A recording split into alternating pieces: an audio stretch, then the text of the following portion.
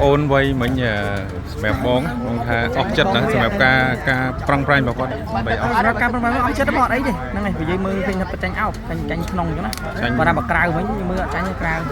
ផ្លែក្រៅវាចាញ់អោបក្រៅធំជាងហ្នឹងគេអាមានគោះជាងគេគោះជាងធំជាងគេមើលទៅធំជាងហ្នឹងគីឡូប៉ុណ្ណេះគាត់ថាគេធំជាងនេះបងគេបានជាងហ្នឹងបានវាជាងទុកវាមិនទុកទេសុំអរគុណនេះធាក់ឲ្យទៅស្រួលអត់នេះនិយាយពីការប្រកួតវិញលក្ខណៈមិនសុំនិយាយពីអារម្មណ៍ការកម្លាំងមែនបងអើយកម្លាំងអីគាត់ស៊ូគាត់ខ្លាំងហ្មងស៊ូខ្លាំងហ្មងបាទស៊ូខ្លាំងស៊ូអត់ពេញ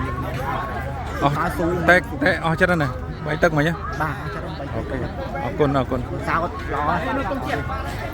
អរគុណច្រើនអរគុណក្រោយប្រកួតចប់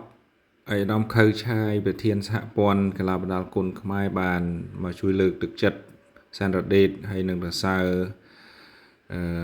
លើកទឹកចិត្តរ៉ាដេតថាអត់អីទេចាញ់មកប្រកួតនឹងមិនបញ្ហាទេនៅមានឱកាសប្រកួតក្រោយទៀតបាទនៅក្នុងនោះក៏លោកថមមីគីមក៏បានមកលើកទឹកចិត្តសានរ៉ាដេតដែរដើម្បីមានថាកុំអោយរ៉ាដេតបាក់ទឹកចិត្តក្នុងការប្រកួតនេះប៉ុន្តែយ៉ាងណាមិញដូចបងប្អូនបានស្ដាប់វីដេអូសារ៉ាដេតបានលើកឡើងពី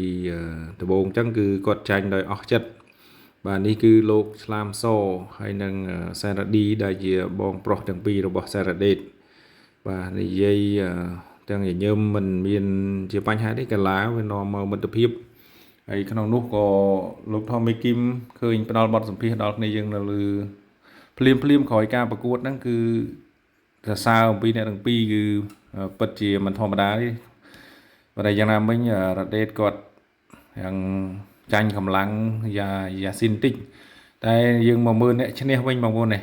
អ្នកឈ្នះនៅពេលដែលចប់ការប្រកួតខ្ញុំដើរមកក្រោយឆាកឃើញយ៉ាស៊ីនកំពុងអពេតដេបន្ថែមហើយមងជើងនេះនឹងឡើងជាប់នៃអ្នកឈ្នះបាទយ៉ាងណាមិញក៏សរសើរយ៉ាស៊ីននេះដែរទទួលបានខ្សែក្រវ៉ាត់មួយខ្សែនេះពិតជាស័ក្តិសមណាស់ព្រោះអី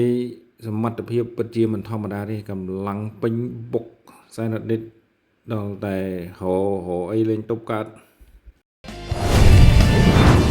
វីហូបជាផលិតផលបំពន់សុខភាពសន្លាក់សរសៃអាស៊ីតវីហូបហើយជា